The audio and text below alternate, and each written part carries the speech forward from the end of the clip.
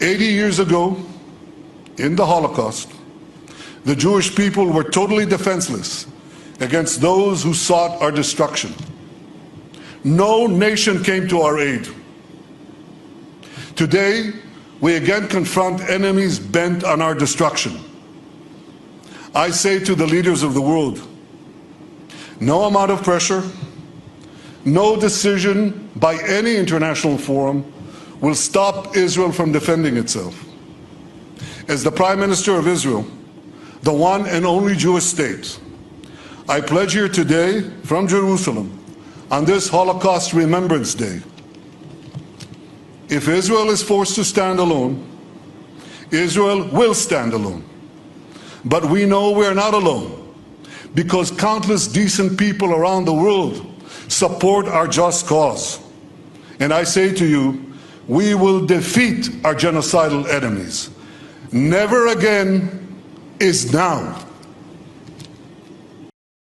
There you have the Prime Minister of Israel, Benjamin Netanyahu, laying out where he stands on all this. Our friend Dovid Efune joins us right now. He is the publisher of the New York Sun and follows issues in the Middle East very closely. And David, I'm sure you also heard you're an Orthodox Jew. I'm sure you heard some of our discussion about the politics of this. We'll get into that shortly. But first off, what is your reaction to this Biden decision to withhold arms at this critical moment in the Israeli fight against Hamas and Rafah? Well, Buck, it's always a pleasure to be with you. I mean, it's a shameful decision. There are more charitable and less charitable ways to view it. But suffice it to say, when the chips are down, Joe Biden does not have Israel's back. So Buck and I have talked a great deal, appreciate you coming on with us, about this story, leaving aside the morality angle of it, the politics for Joe Biden in particular. Do you think, based on your analysis of this situation, that this story, whether it's the college campus protest, whether it's the ongoing attempt of Israel to defend itself against terrorists and Hamas, will still be a major story for voters in November? Or do you think, as we sit here 5.5 some months away, that this will fade in importance and significance for American voters?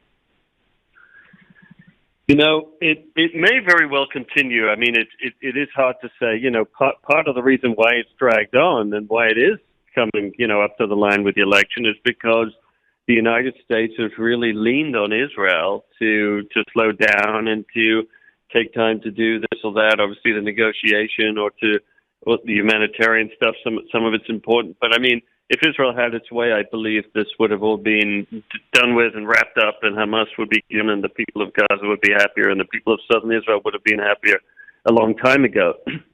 It's really Joe Biden's sort of vacillation and weakness and, real fear of escalation, which ultimately leads to more escalation, that has kind of led us to this point. So I think there is a good chance that it'll go up to the line with the election.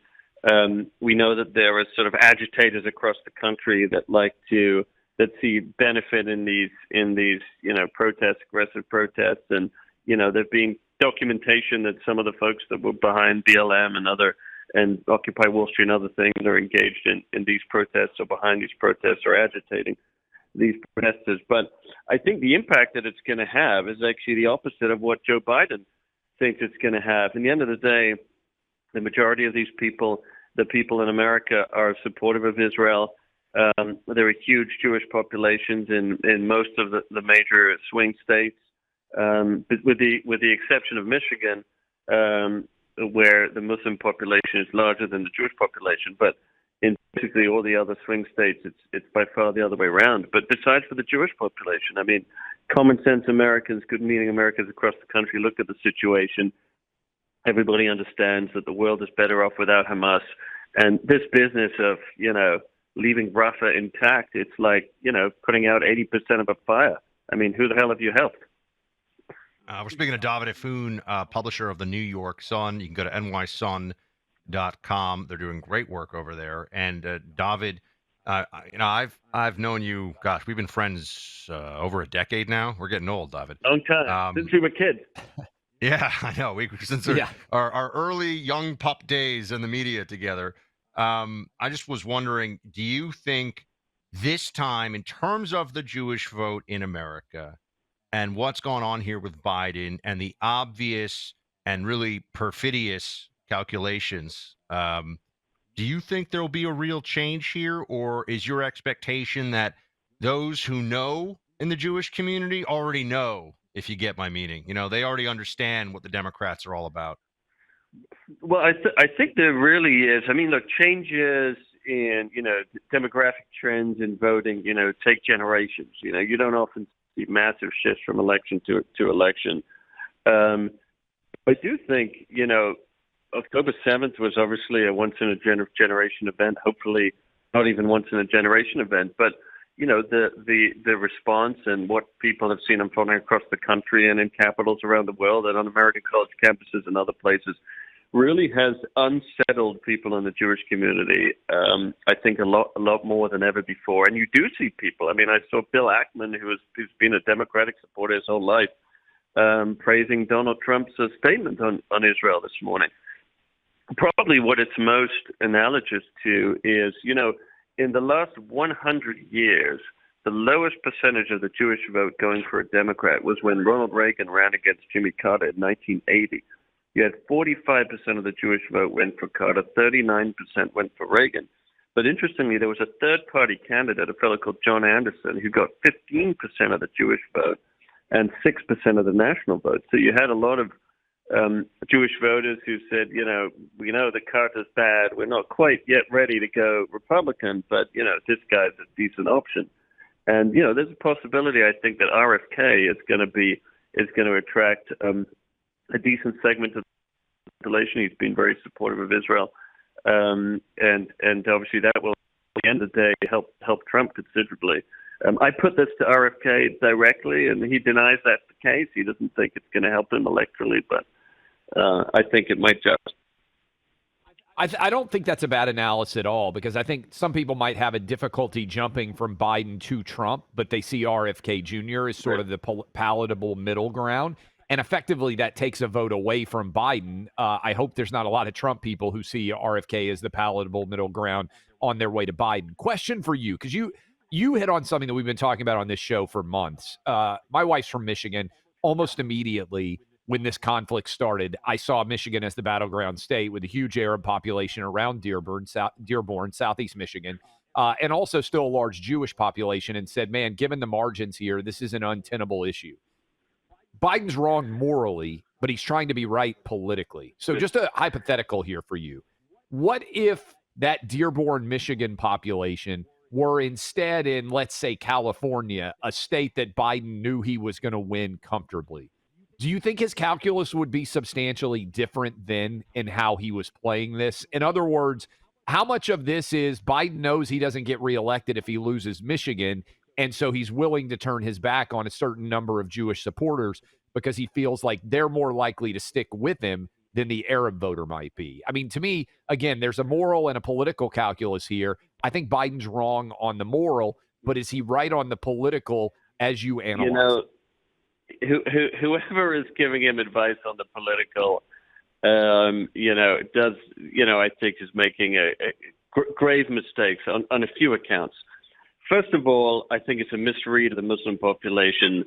It's interesting. I was actually talking to a Pakistani Muslim taxi driver the other day, and I asked him, what he thinks of the politics, and he says, I'm all in for Trump. I'm interested in conservative values, traditional values, and the economy. So I think to begin with, to think that the Muslim population is going to be sort of a single issue voter, when there are actually, more traditional Muslims are going to see a lot of appeal in Republicans. I think that's the first point that I would make on this score. The second point is, at the end of the day, it is true that in Michigan, the Muslim vote outnumbers the Jewish vote considerably. But Michigan is 10 electoral college points, right? In Pennsylvania, the Jewish vote outweighs the Muslim vote by 4-1. right? That's 19 electoral college votes. I don't know if you consider Florida a swing state anymore, but the Jewish population there is probably 10 times bigger. And the same, Arizona has a sizable Jewish population. Georgia has a sizable Jewish population. Ohio has a sizable Jewish population, in all cases outnumbering the Muslim population. So, it's like, what will they call it? Penny foolish, pound wise. I mean, great, get Michigan, but lose all these other states. I mean, what the hell are you thinking? Michigan has 16 electoral votes, by the way, but you're right about the other states, whether it's Pennsylvania. Pennsylvania has over 20, I think. I'm just off the top of my head. Pennsylvania is bigger than Michigan. Yeah, for sure in the electoral. And certainly it was 19 for Pennsylvania and 10, maybe it changes every election. So, Well, anyway, Dovid, always appreciate your analysis, my friend. Thank you so much for being here. Go to the New York Sun, everyone. They're doing great work. Subscribe, nysun.com. Dovid, thanks so much. Yeah, anytime. Do it. I look forward to Mother's Day celebrations. I have a very close family. I've got a great mom. And, Clay and I both think we have the greatest moms in the world. So we're very lucky in that respect. And my mom does an amazing job also as a grandma, taking care of little Ryan, who is really cute and fun. But, he's a toddler, so he's a handful. This Mother's Day is a day to celebrate her. And whatever your plans are for gift giving, share a gift that shows how much you appreciate the moms in your life. This year, give the gift of a lifetime of memories made together with Legacy Box's help.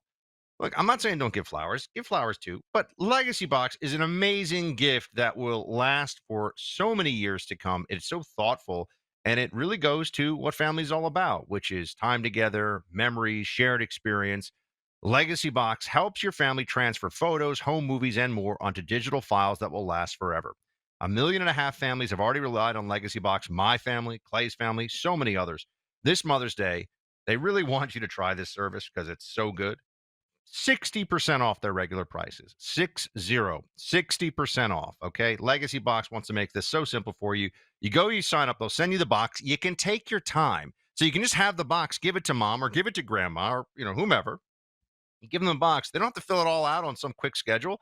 You put the things in it that you want to have digitally transferred. You send it in. You'll get email updates at each stage. Oh, we've got it. Oh, we're transferring. Oh, it's coming back to you.